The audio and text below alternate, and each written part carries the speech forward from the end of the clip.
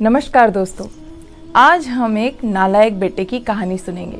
जी हाँ, कहानी इस तरह है कि एक दिन अचानक रात में बाबूजी की तबीयत खराब हो जाती है और उनके पास में ही रह रहे नालायक बेटे को इसका आभास हो जाता है और वह दौड़ा दौड़ा बाबूजी के कमरे में आता है। बाबूजी जैसे ही उसे देखते हैं वैसे ही जोर से चिल्लाते हैं कि नालायक, क्या वहीं खड़ा रहेगा, मुझे अस्पताल लेकर चल। बेटा बहुत घबरा जाता है, फिर सोचता है कि मैं अगर ड्राइवर को बुलाऊंगा तो बहुत समय नष्ट होगा, इसलिए वह बिना किसी को कुछ बोले बाबूजी को खुद ही सहारा देता है और कार तक लेके जाता है। माँ रोए जाती है, वो माँ को समझाता है, माँ आप धीरज रखो, मैं बाबूजी को अस्पताल लेकर जाता हूँ।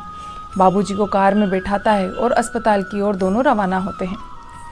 रास्ते भर बाबूजी उसे चिल्लाते रहते कि नालायक, देख के कार चला, देखना कहीं ठोक मत देना, अरे देखो सामने से गाड़ी आ रही है, और रास्ते भर कराहते भी रहते हैं। वो बाबूजी को समझाता है कि बाबूजी आप मत बोलिए, मैं आपको बिल्कुल ध्यान से अस्पताल लेकर चलूँगा, टाइम से पहुँचा दूँगा, आपको कुछ नहीं होगा, अगर आप मुझे चिल्लाते रहोगे तो आपको तकलीफ़ ज़्यादा होगी। फिर वह जैसे तैसे अस्पताल पहुँचते हैं। अस्पताल जाकर पूरी भागा दौड़ी करता है, डॉक्टर से मिन्नतें करता है कि आप जल्दी से देख लीजिए प्लीज़, मेरे बाबूजी की तबीयत बहुत ख़राब है। फिर डॉक्टर बाबूजी को अंदर लेके जाते हैं और उनका चेकअप वगैरह करने लगते हैं। ये बाहर खड़ा बहुत बेचैन रहता है। फिर इसे इसके पुराने दिन याद आते हैं। नालायक, गधा, उल्लू, बेवकूफ़, न जाने कितने ही नामों से लोग उसे बुलाते थे।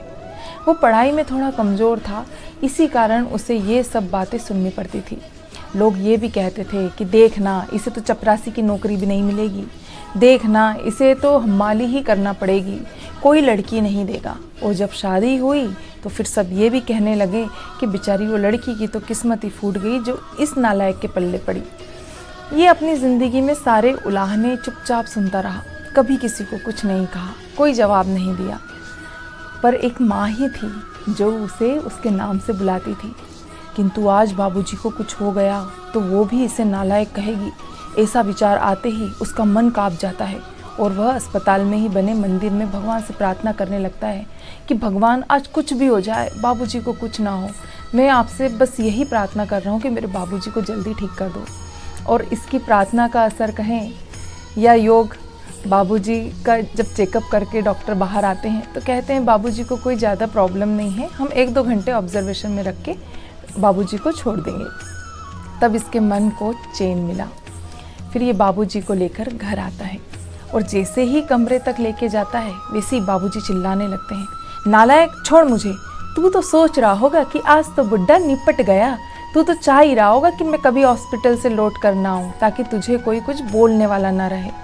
ये बेचारा अपने दुखी मन से बाबूजी को देखता है और नज़रें झुकाकर कमरे से बाहर चले जाता है। पर आज माँ को बहुत बुरा लगा, माँ से सहन नहीं हुई।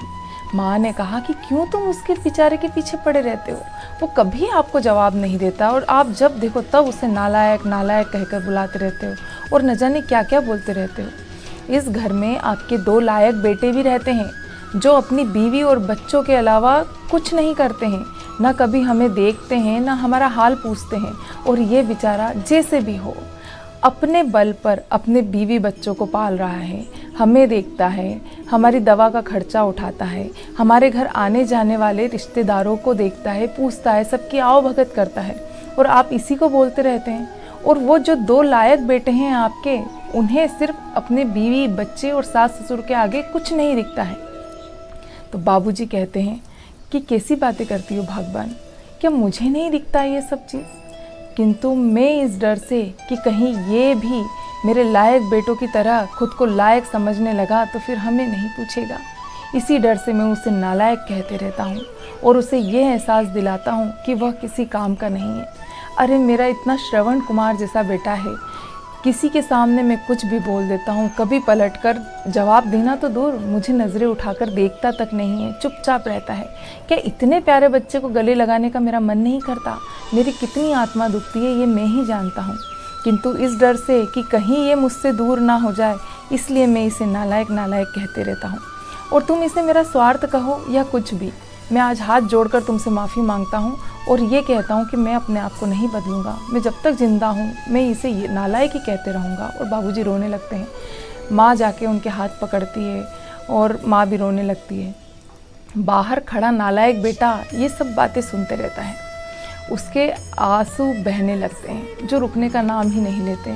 फिर वो जैसे तैसे अपने आंसू पोंछ के अपने कमरे की ओर बढ़ने लगता है। इतने में उसे फिर बाबूजी की आवाज़ आती है, नालायक मेरी दवाइयाँ कहाँ रख दी? क्या कार में ही छोड़ आया या हॉस्पिटल में छोड़ आया है? फिर नालायक बेटा अपने आंसू पोंछता है और बाबूजी के लिए दवाइयों का इंतज़ाम करने दौड़ लगा देता है। तो दोस्तों, ये कहानी मुझे बहुत अच्छी लगी। अगर वास्तव में नालायक बेटे इतने अच्छे होते हैं तो सब बेटे नालायक ही रहें। राधे राधे।